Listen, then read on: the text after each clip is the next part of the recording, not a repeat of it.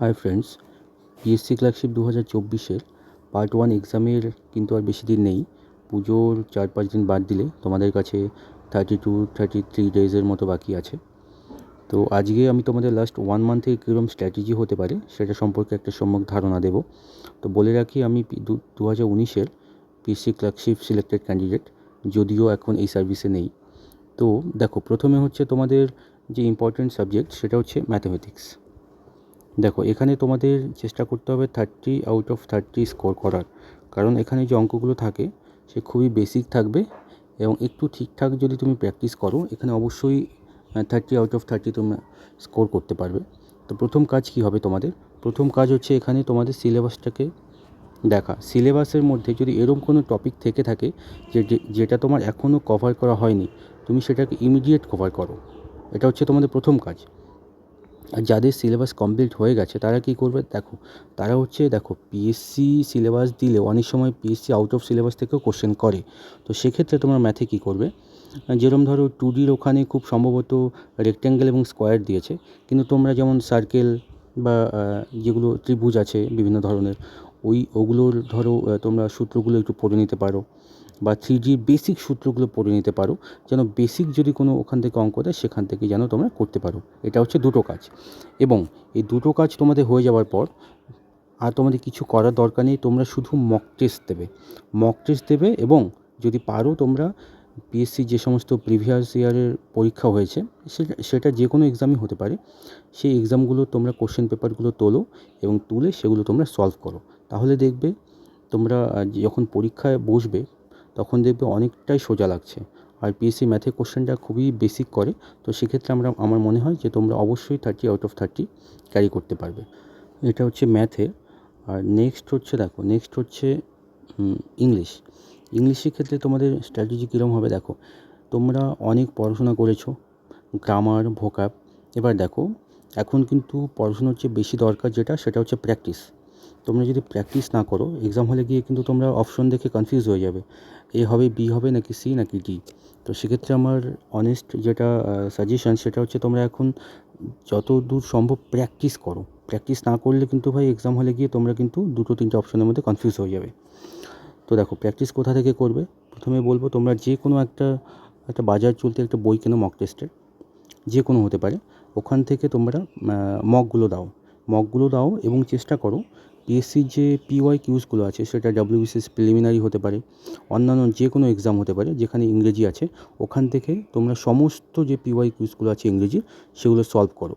দেখবে তোমরা পরীক্ষায় গিয়ে 2 থেকে 3টে বা আরও বেশি করে, দেখা গেলো 30-এর মধ্যে তোমরা 8-10টা ওখান থেকে কমন পেয়ে গেলে, বা যদি হুবহু কমন না পাও ওই টাইপেরগুলো কিন্তু তোমরা কমন পেতেই পারো। ঠিক আছে? পিএসসি কিন্তু রিপিটেশন করে বিভিন্ন কোশ্চেনের।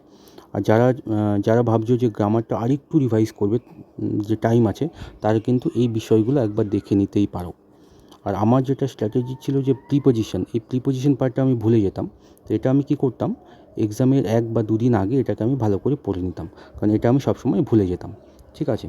আর দেখো, আরেকটা জিনিস তোমাদের বলে দিই, সেটা হচ্ছে মনে করো যারা এই সিনোনিম এবং অ্যান্টোনিম, মনে করো তোমরা এটা করছো, এটা করতে গিয়ে তোমরা যদি ওয়ার্ডের মানে বুঝতে না পারো, তাহলে তোমরা কিন্তু অপশন দেখেও গেস করতে পারো।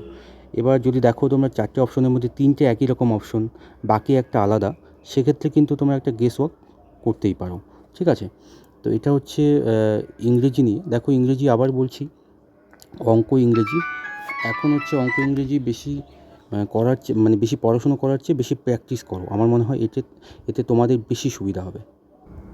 আর নেক্সট হচ্ছে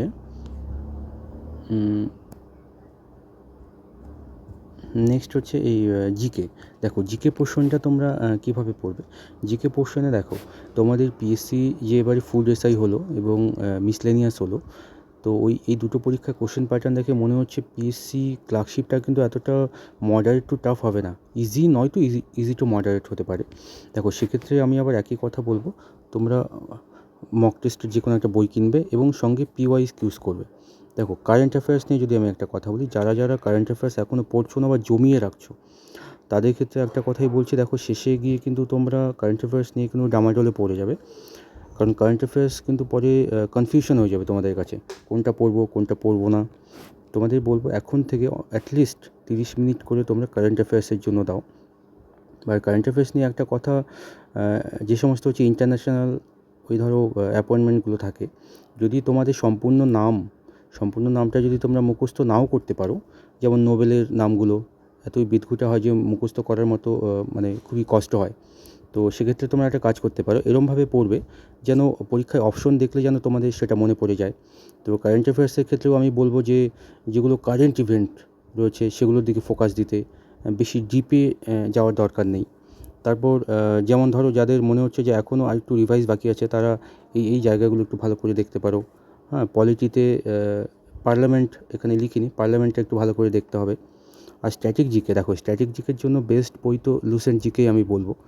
তো লুসেন্ট জিকে যদি তোমরা পড়ো, স্ট্যাটিক জিকের জন্য এর বাইরে আমার মনে হয় কিছু পড়ার দরকার নেই।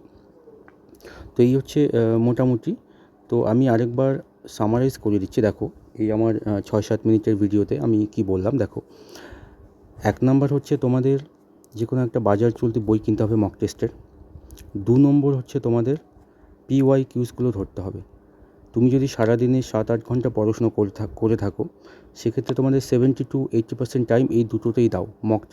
মক টেস্টে 1 থেকে 1.5 ঘন্টা এবং পিওয়াই কিউজগুলোতে সবচেয়ে বেশি টাইম দাও, 50 to 60% টাইম। এবং বাকি যে টাইমটা তোমাদের থাকবে, সেখানে হচ্ছে মক টেস্টে যেগুলো তুমি ল্যাক করছো সেই জায়গাগুলো দেখো, অথবা তোমার যেটা মনে হচ্ছে যে এই জায়গাটা আমার একটু কনফিউশন আছে, একটু ভালো করে পড়তে হবে, ওই জায়গাগুলো একটু পড়ে নাও, ঠিক আছে? আর এর বাইরে মনে হয় আমার বেশি কিছু মানে পড়ার দরকার নেই। আর বাদবাকি তোমাদের যদি মনে হয় এক্সট্রা করে আরও কিছু ফলো করতে হবে, তোমরা সেক্ষেত্রে সেটা করতেই পারো। তো এটাই ছিল আজকের ভিডিও। থ্যাংক ইউ সবাইকে, ভালো থেকো।